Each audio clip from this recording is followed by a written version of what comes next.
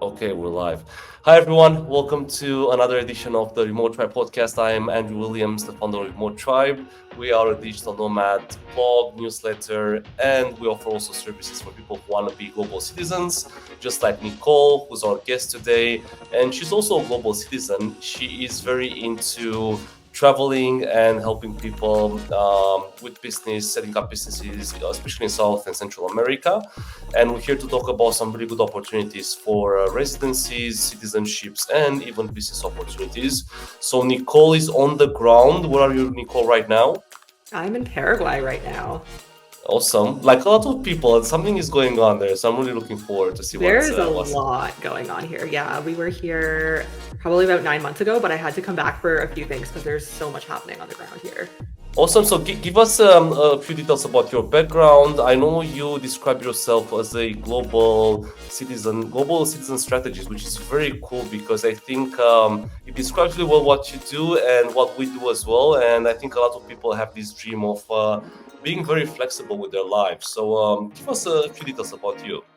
Yeah, for sure. So I am Nicole of Work, Wealth, and Travel. And what I do, you explained it perfectly. I sum it up as a global citizen strategist, but there's so many moving pieces to that. And it is unique depending on every individual situation and what their life looks like and what they're looking for. So I help with diversification options, whether that be obtaining additional residencies, citizenships, opening bank accounts around the globe, which is increasingly becoming so much more difficult. And yeah, real estate, business structure, tax optimization, a lot of interest in Latin America, in Central America. So I know we're going to dive into some of the beneficial programs that are offered in countries today. But it's not only limited to these countries, but there is so many more increasing lucrative programs that are being released here. And so myself and my partner, we've been traveling full time. I have been what I like to call a global citizen for the last 7 years now. And we have been in Latin America for almost 2. And it's been really interesting being here and speaking with my network of lawyers and accountants and figuring out different systems and strategies that can be used to get residency or optimize your business tax, whatever that may look like. That's great. I mean, you're definitely the right person to talk to. First of all, just tell us why South and Central America are so hot right now when it comes to residencies and citizenships. What can they offer that Europe can't? I think I know, but I want to hear it from you, and maybe there's some things I'm missing. Yeah, well, it's interesting because it's such an emerging market. And it's also interesting because I think that the European programs and schemes have been advertised because Europe has always been so popular. But now the price point of living in Europe is changing. All this goes with all countries, but a lot of the requirements are changing as well. And so it's just not as lucrative. And a lot of these programs, like I said, in Latin America have been around for a while. They're not new, but because Europe is kind of going to the back burner a little bit more now and Exactly. is for those who are a little bit more high net worth, it's not so easy to just slip into a lot of those programs anymore.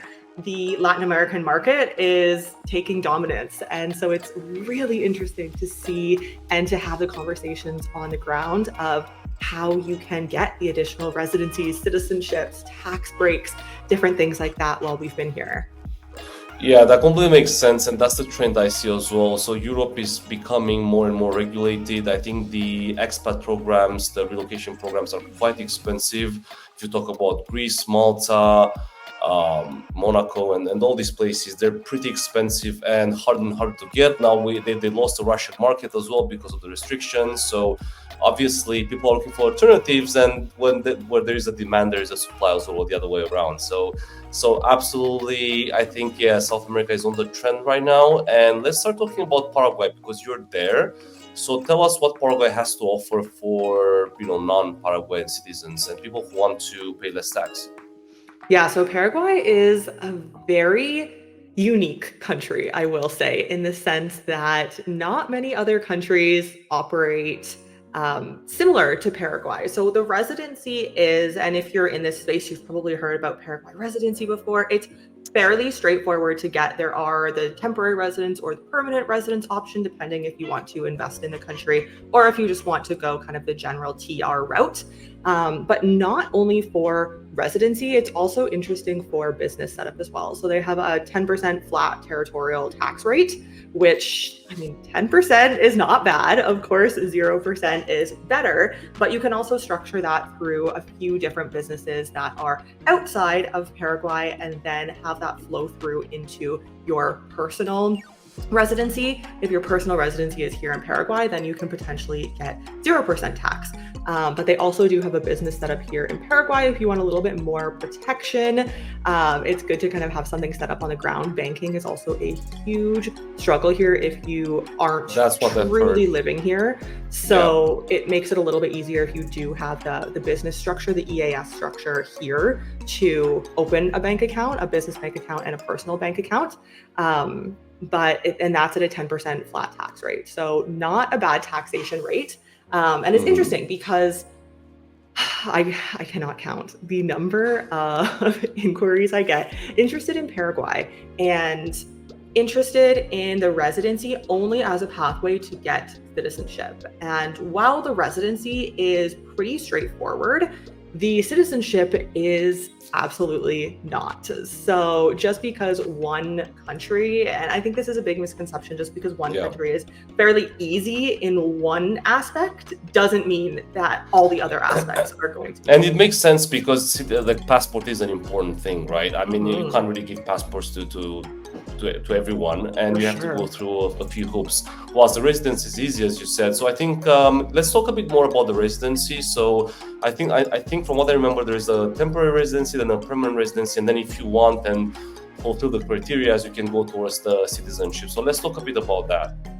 Okay, so temporary residence, you have to show the very basic documents. So the criminal background check, the marriage certificate, the birth certificate, apostille, very standard documents for any process. And you will have to, as the law stands now, I always like to say, because things can change, and they have changed in the last year and 2 years. So as it stands right now, with the temporary residence, you only have to be in the country once for the first 2 years. And then after those 2 years, it can transition into PR. So fairly straightforward process. You do have to be on the ground. So it's more difficult. I don't know where your audience is predominantly from, but if you need a visa to enter Paraguay, then it gets tricky because offering the visa puts the liability on the person who is inviting you into the country. You need the invitation letter. So it's a little bit more difficult if your passport country needs a visa to Paraguay. Can potentially still be done. Yeah, you still need a stronger passport. However, if your passport is not that strong, there are ways around it, but it's going to be a bit more complicated, correct? Yeah, more complicated and more costly. So it just depends really what your end goal here in Paraguay is. And then you can alternatively, instead of doing the TR, you can go right to the PR. So that requires a minimum $70,000 investment into the country in property, in a business. So you do have to have a business plan structured. It's not always so easily approved by the government, though. In the past, it has been. Now it's more difficult. So we typically say, try the PR if you do want to start a business or invest in Paraguay. And you also do have to have proof of the funds as well. It can't just be, you think of Latin America and you're like, oh, I don't need to actually invest. You do need to actually invest. It can't just be a paper document. But if that isn't approved, which sometimes it will be, sometimes it won't be, we can't really say, unfortunately, then we'll just go the TR route. All right. And so what happens after the 2 years when you're under temporary residency? Will you be granted the permanent residency after year 2? Yep, you'll get the permanent after year 2, of course, entering the country, as I previously stated. And then once you have PR, you are able to visit the country, or you have to visit the country once every 3 years to keep that active, and then renew it once every 10 years. So I have some people coming to me and they're like, that's not true. Permanent residency, I don't want to have to go to the country every 3 or 10 years. And if you are looking into this world, there are always going to be requirements that you're going to have to fulfill. I think a lot of people see a lot of these lucrative schemes and they think, oh, I can just get it online. I don't need to visit the country. I never have to go there again. I'll just pay for it and it'll be done. And you are becoming a resident or a citizen or having a bank account there. You do need some sort of fiscal presence in the country. Yeah, to be honest, it's not really that bad. If you think about it, like the price of a flight ticket, it's maybe $1,000, right? And then you're saving up on tax a lot. So it's really nothing. And I think I think it's fair. And I think it should be like that, in my opinion, for for all things to be very clear from both perspectives. Yeah, I completely and agree. to have some ties with that country. Yeah, I think it's like that everywhere, and people should expect to have some hurdles on the way. It's really not that, because if it would be that simple, everyone would be doing it. So Yeah. you do need to work on that as well. Yeah. Yeah. It's Awesome. not just like a one and done. Yeah, and what I like about Paraguay is that it seems like it's a very peaceful country, and it's been like that for a while. Like I haven't heard a lot of things about Paraguay, like you had in Chile, like the riots you had in Chile, or like the protests in Argentina, and so on and so forth. So you've been there for a while. I know you've been back and forth a lot. So how is the lifestyle, and why are people enjoying it so much lately? Yeah, super relaxed. And it's funny you mentioned that because I was actually out to coffee with a client that I've worked with in the past last night.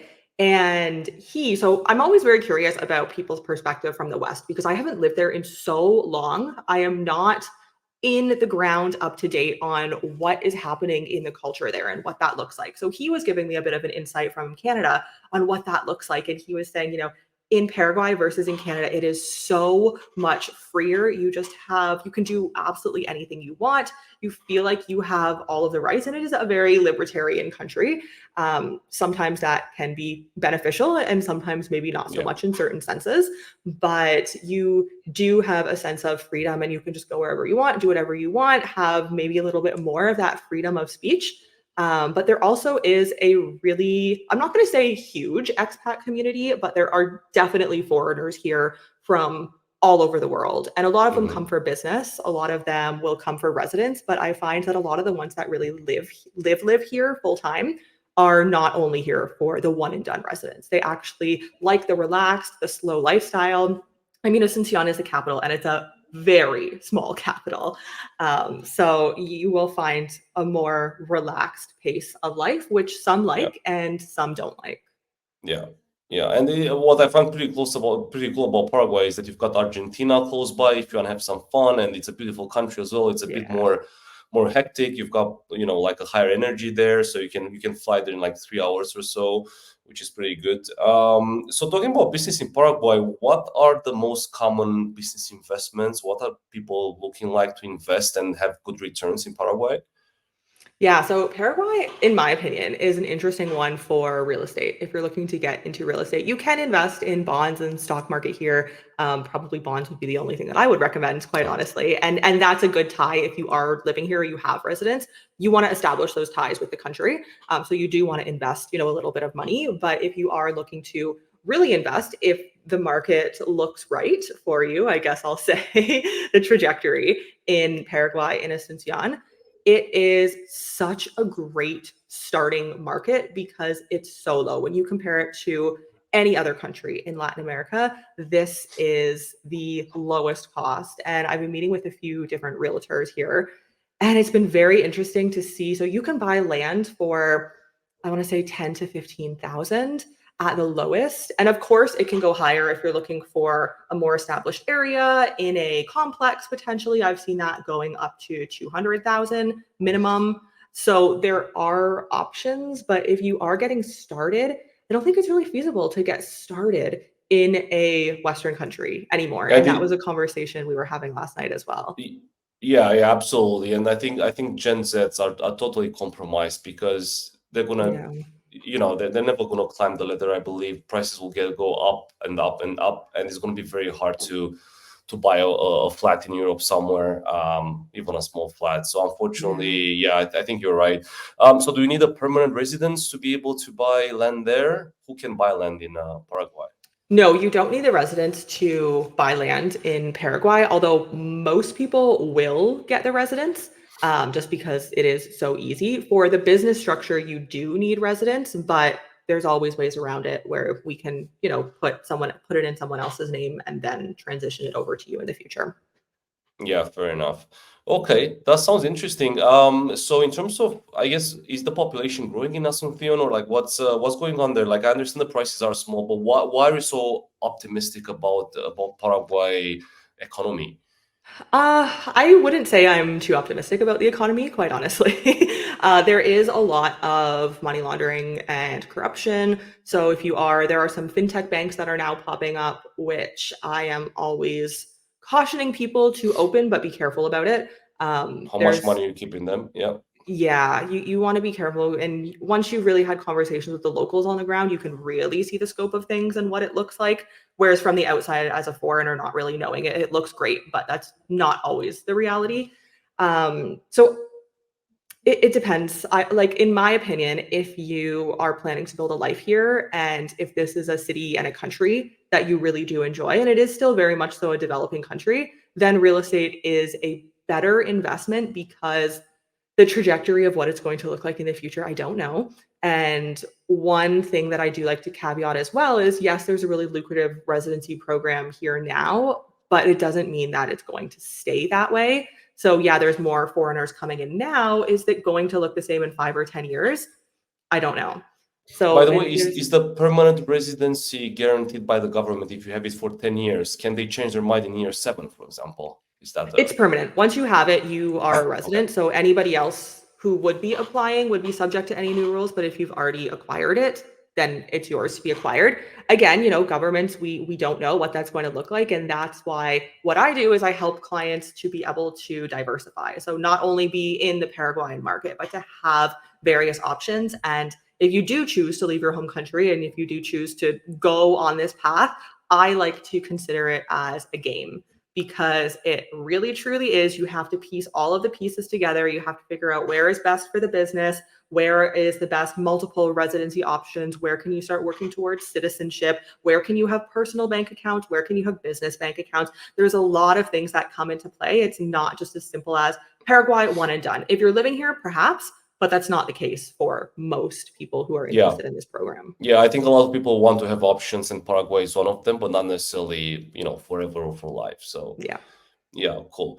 Great. So that's Paraguay. I believe it's the entry level in South America, if I'm not wrong. Is one of the most affordable and fastest, to be honest. I think we also have Uruguay there, and you know a bit about Uruguay too. So let's chat about that. Let's chat about residency in Uruguay next. Yeah. Okay. So Uruguay, they don't have temporary residence, but you can go right into PR, which is nice, very nice, but you do need to live there for a set amount of time. So I usually, to give it a bit of buffer, I like to say six to 10 months, and that can depend on bureaucracy is such a thing in these countries. So you never know what the actual wait time is going to be. It's recommended to not leave the country once you have started the process in Uruguay because it will just elongate the process, unfortunately, so much more. So you will want to, get a lease there.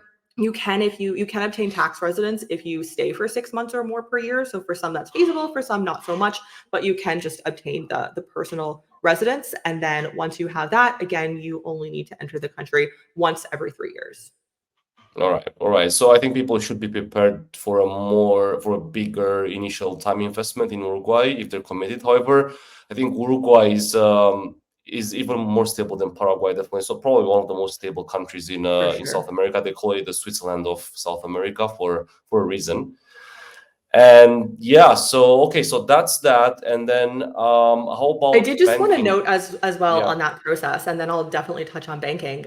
The process for the documentation for Paraguay is we touched on it is so simple in Uruguay and in most countries. It's not going to be that simple. Mhm. So don't expect just because you got your residency in Paraguay and right now the process is fairly straightforward.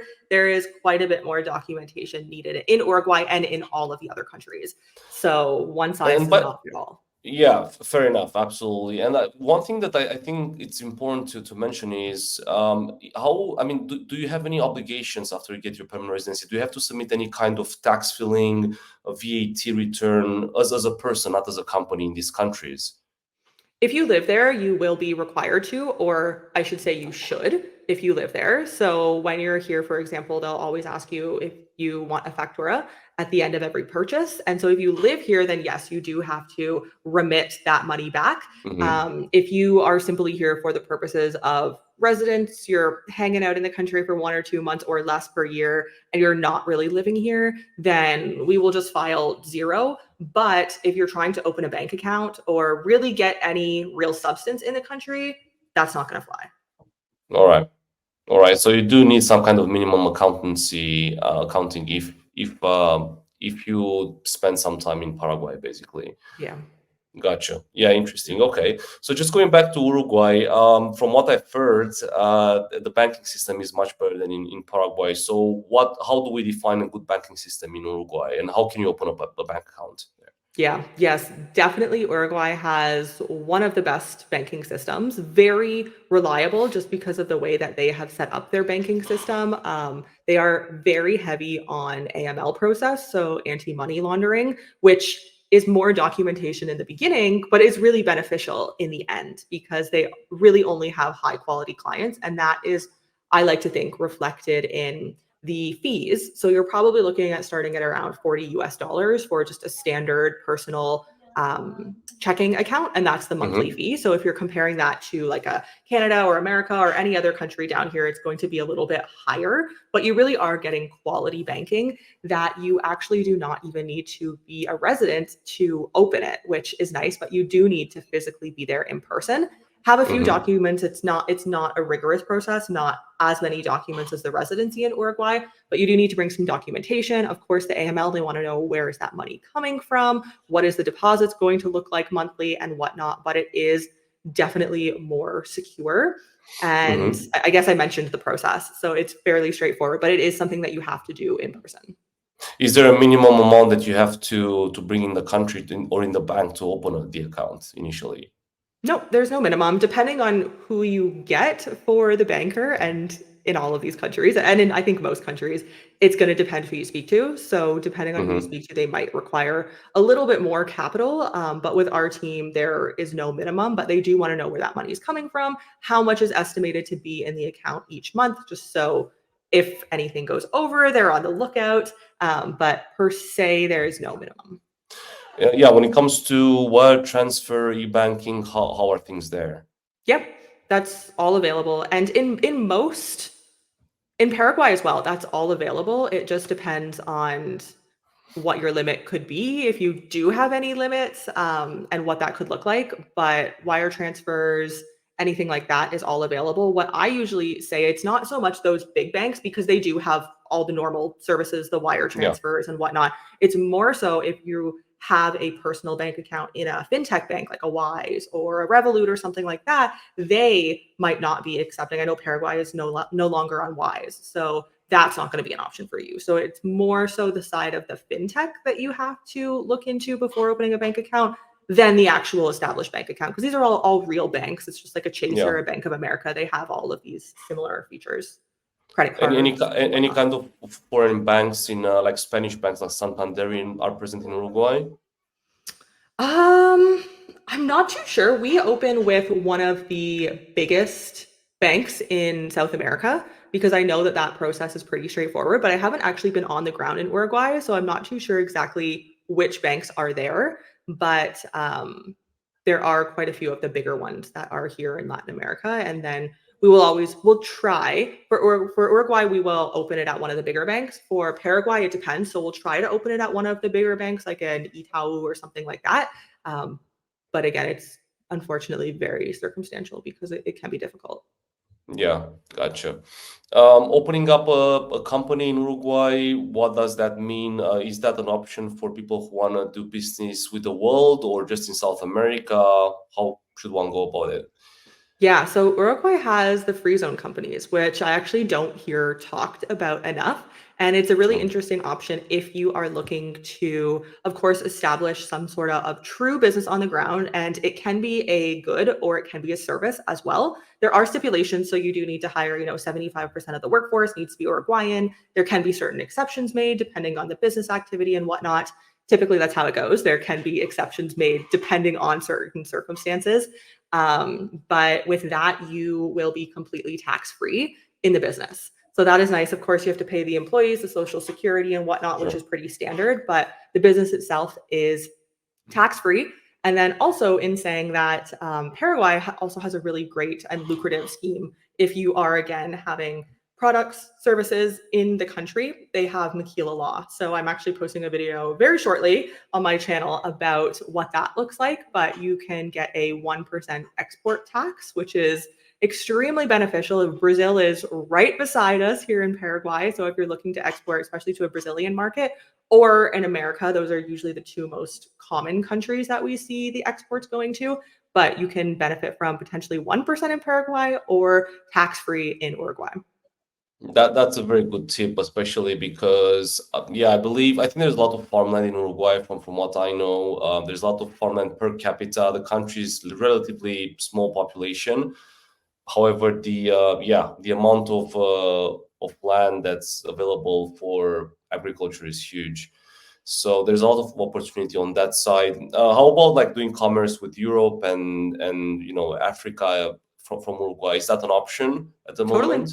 Yeah. It can be anywhere in the world. Of course, Uruguay and Paraguay are both Mercosur countries, so Yeah, doing business is a little bit easier with those countries, easier. but from anywhere in the world, there's no restrictions. Cool. And is that a common like opening up a company in Uruguay? Is that a common thing right now? Do you see like the trend going up lately? It's for certain businesses. So if you and this is the thing too, I think not a lot of people know about these, and that's why I'm talking about them more on my channel because there just isn't enough people talking about it, in my opinion, but it is for a certain company. So if you are establishing an assembly line, if you are going to have a product that you are going to be finishing the assembly in a Paraguay or an Uruguay, and maybe you need a factory, then it would be a good setup for you. And then you benefit from that low or no export tax rate. But you can also do it with services. So it depends on the service. And it depends, of course, you would have to live in that country, but you can also use Maquila Law. You can use a free zone company for services as well. It doesn't just need to be where you buy or rent an entire factory and have an assembly line. So there are options. Yeah, that's definitely good to know. I think people already got some ideas about what to do in Uruguay with this kind of companies. It's great. Yeah, it's definitely great. It's on the table. Like you can definitely mix Uruguay and Paraguay in some kind of holding or like a mix between residencies and company opens and stuff like For that. sure. So that's really good. For sure. You told me something before the show about the possibility of getting a passport in Uruguay, but not the citizenship. How is that even possible? Yeah. So Uruguay is, I think, the only country that unfortunately, differentiates the citizenship. So you can have a natural and then a legal citizen. So if you're born in the Yeah, country, you're a natural citizen. If sure. you so if you get the residency and you live there and you meet the requirements for the passport, then you can potentially get the Uruguayan passport, so the travel document, but not the citizenship, So you unfortunately. can't be Those are two different naturalized. That's what you're saying, Exactly. I guess. Yeah. So you'll Exactly. get your passport based on the residency, but not on the naturalization certification that Yeah, you'll get the people get. travel document because you Yeah. are a tax resident. That is your home. You are integrated into the culture, but you will unfortunately never truly be Uruguayan. There are people in Uruguay who are fighting against that, but it's just not very well known. And I don't really think the government is too worried about it, quite honestly. So I don't see that changing. Uruguay, in my opinion, is one of the easier passports to get in this part of the world, but that is a big hindrance to a lot of people as well. So it just depends on Yeah. your situation and what you Correct. want. Correct. Absolutely.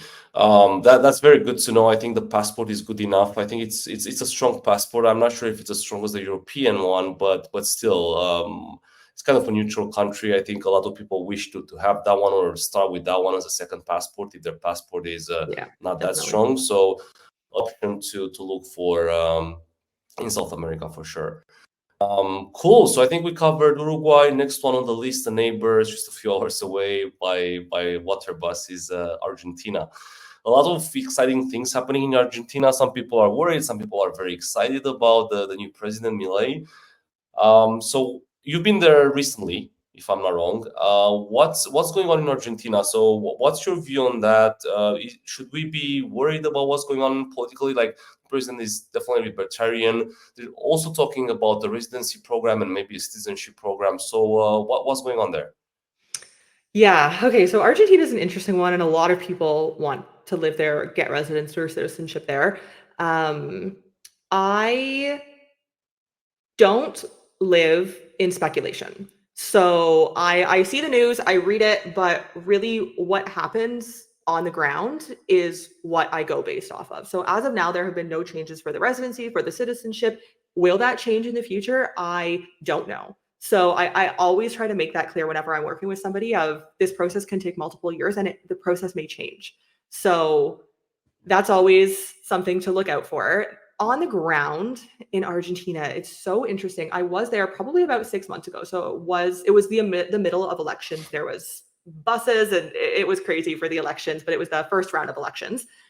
So that was with the old president, and the inflation, the economy, the homelessness that you see on the street. I don't know if you've been there recently, but it is a very unique place to be. Hmm. Utilizing the blue dollar is of course beneficial for foreigners, but it brings down the local economy in the long run. And it was interesting because my partner does a lot of street interviews and he speaks Spanish very well. So he was speaking to a lot of the people, the locals on the street, young people, 20, 30, and asking them like, what is the blue dollar to you? Do you know what that means? And a lot of them didn't even know what that was. And Well, so it so was that's very, to- yeah, totally a parallel economy that a lot of people don't even know. So here you go. yeah.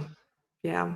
Whereas for foreigners coming into that country, a lot of us, are not even going to use any type of currency unless it comes from the blue dollar. And we know to bring Correct. US money and exchange it and where to go, or kind of a general basis of what that entails. But it was really interesting to me that the locals don't really seem to have an understanding. And I find in a lot of these countries, they just go about their life, which there's nothing wrong with that. They go about their life and they try to make ends meet and they live their life, and that's that. But when you're coming from a global perspective, of course, you want to take advantage of all of the options that you could potentially have. Yeah, it's definitely unfair for the locals, and I think it's leaned a lot towards foreigners at the moment that take advantage of this. I honestly, I think from an ethical perspective, it shouldn't be like that. I mean, it's too much. Obviously, having these parallel economies and having these, yeah, it's pretty obvious the situation is not really good. I'm just saying that, yeah, we definitely have to be considerate when we go there and be very respectful and yeah, Yeah. just behave well. I haven't been And there in a while. Yeah. it was interesting just on that point as you're speaking. We had a really great tour guide when we were there. And I do not know about all the different currencies that they have, but she was mentioning that they have, I think it was 300 different rates. And so one of them was the Coldplay dollar. One of them was the Taylor Swift dollar. So it's just based on like who is coming into their economy, how much money are they bringing. There's also It's the MEP crazy. rate. There's the MEP rate, which I was questioning because I don't always want to use cash. I want to use my card for a lot of things. And so you do get some discount, not as good as the blue dollar rate, but when you use your card, you do get some discount. So that was my question. I'm sure a lot of others, if you're traveling, you'll have that question. But yeah, there's 300 around that different exchange rates, which I mean, that just shows the state of the country. Yeah, absolutely. It's very interesting what's going on there. I think that's why a lot of people are very excited right now because they feel like it's time for a cleanup and this is the right guy to do it, the new president. Yeah. But we'll have to see about that. Yeah. I mean, I think it's a bit too early to invest in Argentina, if you ask me. I think this year is going to be very big. I think we're going to see a lot of protests. We're going to see a lot of people in the street. That's my view because there will be a lot of changes, especially the social programs that have been running for years and years. And For sure. is as soon as someone wants to change something that is set in stone, it's very difficult. So I plan to visit Argentina at the end of the year. I'm going to give myself a year to wait. I really don't want to be in the middle of. I don't think it's going to get dangerous. I just think it's going to be a bit unstable, so to say. So that's what I would advise people as well, just to keep an eye on the situation and don't hurry. Also, it's going to take some time for the economy to adjust after the new measures are coming in. They sign a lot of decrees, so it will take, I think, between 6 months and maybe a year and a half to see some changes. However, you don't want to go too late because it's going to get expensive probably soon. So just I just think keep it an eye already on that. has. Yeah.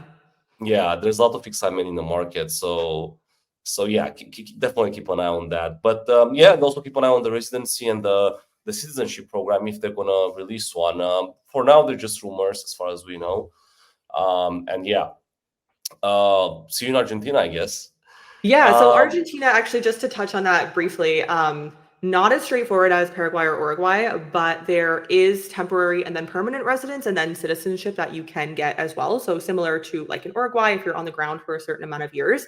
Um, Again, not as straightforward. So it does depend on the visa that you enter on, if you are an investor, if you have a business. So there's different ways that we would have to look at, or we do look at your specific situation and figure out what's the best way for you to enter. But it is pretty straightforward to get residency. But if you want to get citizenship, which you can in about 2 to 3 years' time, I like to say with bureaucracy, it could be a little bit more. But officially, it's 2 years, which is very straightforward. You do have to live there. You do have to pay tax there.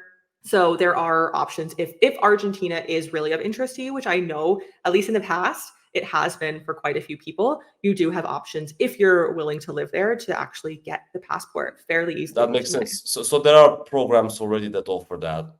for sure. Yeah. Okay. Sorry, my bad. I wasn't aware. I thought they were just rumors, but it seems like there's something already there. So Yeah, absolutely, yeah. definitely. However, yeah, the downside is that you do have to leave in Argentina. How long do you have to? Is it like minimum 6 months a year, or the 180 days rule, or? So you can get temporary residence, pretty straightforward, and you don't have to be a tax resident. If you get permanent residence, then you do have to be a tax resident. So you do have to live there and pay taxes there. Yeah. And then, of course, to get the citizenship, you have to be coming from the PR and you have to have been in the country living there for 2 years. So you have to Yeah. spend time on the ground at least 6 months a year, be a tax resident, all the very normal things. But 2 years is a very expedited amount of time. But with bureaucracy, and I've had people, being like, that's not true. It depends on the case. It depends on Yeah, for sure. the amount of money, the visa that you're going to be on. But I like to say 2 to 3 years because we don't really know what that's going to look like with bureaucracy in these countries. Right. Okay. Gotcha. Cool. I think we can move on to the next one. We had another one on the list, and that's Costa Rica. I've been there recently, I think about 2 years ago. Beautiful country, quite small, private, quiet, I would say. So what's going on there in terms of residencies and citizenships? How does the program look like? Yeah. Yeah. So similar to Argentina, there are a few different ways that you can enter the country. There's also a digital nomad visa, which is nice, but Yeah. that does not lead into anything. So depending what you're looking for, if you're looking for a short term to stay there for a bit, great. If you really are obtaining residencies or wanting to be on the ground for it to lead to something, unfortunately, that won't be the case in Costa Rica. But there are a few different ways to get residency. So you can invest in the country. I believe it is $150,000 to start at the investment, which is pretty reasonable. You can have a minimum salary, 2,500 at the time of recording. Always subject to change. Likely it'll be Yeah. going up. It won't be going down. So that's why I recommend get started now if any program is of interest to you. And then the pensioner program. So if you are receiving a lifetime pension of $1,000, then you can also qualify. And then you can, in 7 years' time, potentially get the citizenship after you've lived there for 7 years. Or if you are in a lot of countries, if you have a spouse from that country, they will expedite the process. So it's a few less years for you. Okay. So the Rentista program is their residency program. Is that right? Okay. Yeah. And how long do you have to be in the country to keep the residency, or how often do you have to go there? Yeah. So for these programs, you Can you hear will me, need Nicole? to. Yep. Yeah. Yeah. Oh, are we good? Yeah. Sorry, go ahead. Okay. Yeah. Okay. So for these programs, you will need to live in the country and then you do become a taxpayer. There's also social security costs to think of as well. So that'll be a few $100s. Unfortunately, I've had some clients who just because of that alone, they are not interested. So there is some additional fees, but yeah, it just depends on the lifestyle you're looking for. And if Costa Rica is the place for you, it's probably worth it for an extra few $100s a month. Yeah, interesting. Yeah, I mean, definitely Costa Rica is an option. I think a lot of people know that. I mean, it's a small country, but they have quite a high standard of living. It's quite peaceful. It's a low-key country. They care about nature a lot. So if you're a nature lover, it's definitely a nice place to retire. It's quite warm most of the time. And yeah, compared to other countries in the region, is quite safe, and it's quite close to the US, more or less. It's pretty close if you want to fly back home. So I did see a lot of Americans retire there, probably part of that retirement visa. And yeah, probably gonna feel like home in some places. There are a lot of communities, from the Swiss community to the American community there, so the US community. Pretty sure, yeah, quite touristy as well, depending on where you live, but a good option. I really enjoyed it. I really enjoyed it. Fresh foods, good stuff. Yeah, that's awesome. Cool. Yeah, so those are kind of a lot of the main options that I have people coming to me for. But of course, almost every country here in Latin America, there's some sort of program. So it just depends on your lifestyle and really what you're looking for. Is there any kind of upcoming visa that we're all waiting for in Central or South America at the moment, like announced recently? I guess it depends on who you ask and what they would be looking for. As far as I know, there's been nothing that has been recently announced just because most of these countries already have something established.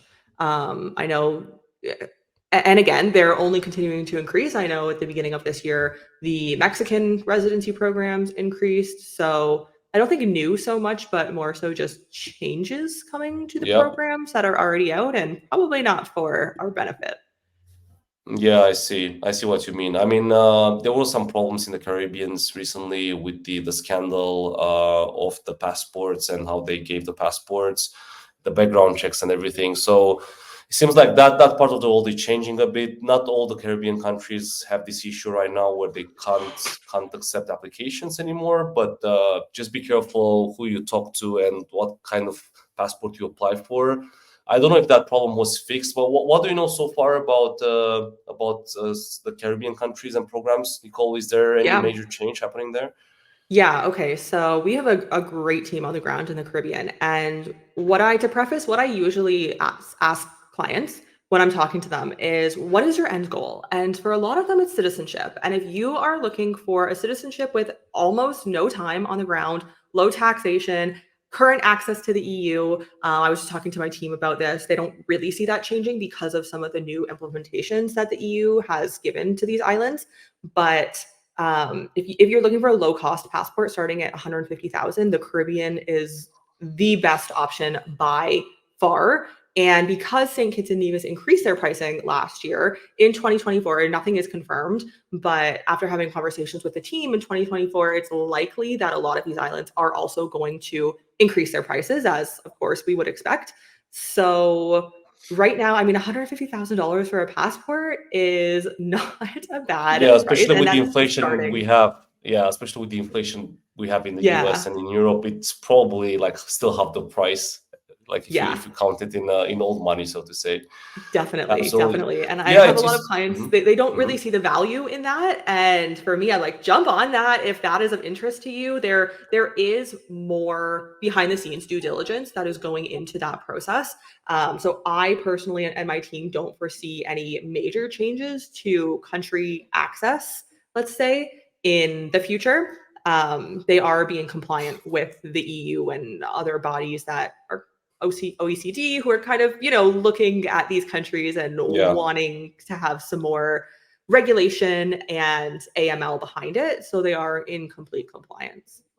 Yeah, I mean, I think the two biggest advantages of these Caribbean passports are that you don't have to spend time there, and two, you've got access to the EU, which is a big thing for a lot of people. So still very hot, absolutely. It's just that they're obviously a bit more expensive than the other ones that you can go through residency, which is takes more time and so on and so forth. Yeah, Yeah, I guess it depends fantastic. how you see it. In my opinion, I see them as being pretty affordable just because you don't have to spend time on the ground. And a lot of people come to me and they don't want to spend time on the ground or they can't spend time on the ground. Yeah. So unless you're ready to commit minimum 2 years, if not more, on the ground, which most people don't really want to do, then it's a really good option. Cool, cool. It's good to have them on the table still. That's fantastic. We're Yeah. gonna leave a few links under the in the description here in the video. I think one thing I wanted to touch upon at the end, Nicole, was the birth tourism. So I know there's it's quite big in our community. A lot of people are talking about that. So I think just to keep it short, like how does it work, and then which countries in South America and Central America offer that? Yeah. Birth tourism is an awesome and I think again not really enough talked about option because it can look very daunting when you Yeah, are going through the process, but once you actually get in it, and we've helped clients with this as well, depending on the countries of interest for them, it's not quite so daunting as you may think. You do have to narrow down countries that may work for you, and some countries will offer parents residency, some countries flat out just won't. In all cases, the child will get the passport if they are born in a specific country that offers birth tourism and offers a citizenship from the soil, but not all of them will, unfortunately. So in Latin America, there are probably the most options. I believe there's around 30, 35 countries right now that offer birth tourism. So most of the countries down here in this part of the world, Uruguay, Paraguay, Chile, Argentina, Costa Rica, like all the ones we've talked about, plus more, Brazil. You also have your Canada, you have America, you have Mexico, you have a few different places in Europe, in Central Asia. So there are options, but again, it's figuring out what the goal looks like for you. Of course, the child who's born there will get citizenship. You want to make sure the parents are going to be able to get residency, which can then sometimes, Exactly. after living there for a certain amount of time, transition into citizenship. You usually have to become a taxpayer. You have to live there for 2, 3, 4 years. So there is, from the parents' side, there is a bit of work that goes into the process, but it's amazing that the child just gets granted immediate citizenship in any country that you could potentially choose.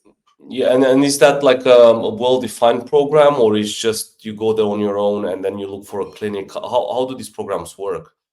Yeah, so it's pretty straightforward in the sense that once you've narrowed down the country that makes the most sense for you, for various different reasons, you will find the hospital that works for you, and of course, the price point and the service and whatnot. You'll find the doula, the whatever, have the baby, register the birth certificate, and then once the birth certificate is registered, they are then entitled for a passport. So there is a bit of bureaucracy. Some countries, depending on the country, will need you to bring in additional documents before you give birth. So that's why we recommend, like, know the country that you are going to be going to and understand what that process looks like.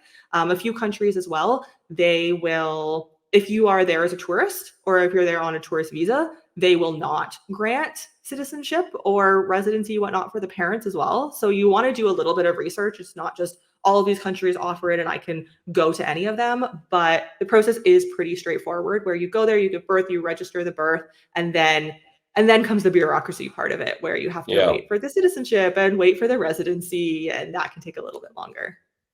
I see. That's why I asked you, because I know a lot of, in a lot of countries you can't really go on a tourist visa, so you have to plan a bit. And also, I think the parents should also think about what is the process looking like for them after the baby is born, if they want the residency there, or so there is a lot of preparation, and also I think a lot of like, yeah, a lot of thought about how you want to integrate that country in your portfolio, the lifestyle, because it will become part of your lifestyle if your kid has the citizenship over there. Exactly. Absolutely. Yeah, it was great to chat, Nicole. Thanks a lot for sharing all these things with us. I think you said a lot of very interesting things that haven't been said before on our podcast. How can people get in touch with you? Because you're very, very strong on the ground there, and maybe someone wants to get in touch. So how can they do that? Yeah, for sure. So all my links, I'm sure they will be left below. My email, I like to give people direct access to my email because that's where we usually go back and forth, or my WhatsApp, or you can join my WhatsApp or Telegram communities and then message me from there. But my email is nicole@workwealthandtravel.com. So if you have any questions, if you're thinking that any of these options sound interesting to you, you want to start diversifying, banking as well, depending on the country, you have some potential options or potentially not. So you want to figure out what the holistic picture is going to look like before you just show up in a country on the ground. It's part of the game, as I like to say. So you have to play the Mhm. game. You have to know what the moves are going to be. So you can reach out to me, my email. I also have a podcast called Work, Wealth, and Travel, where I talk to a lot of entrepreneurs, travelers, and of course, talk about the global citizen lifestyle as well, like we have just talked about today. Fantastic. Great. Thanks for being with us, Nicole, and wishing you all the best. Thank you, Andrew. Bye.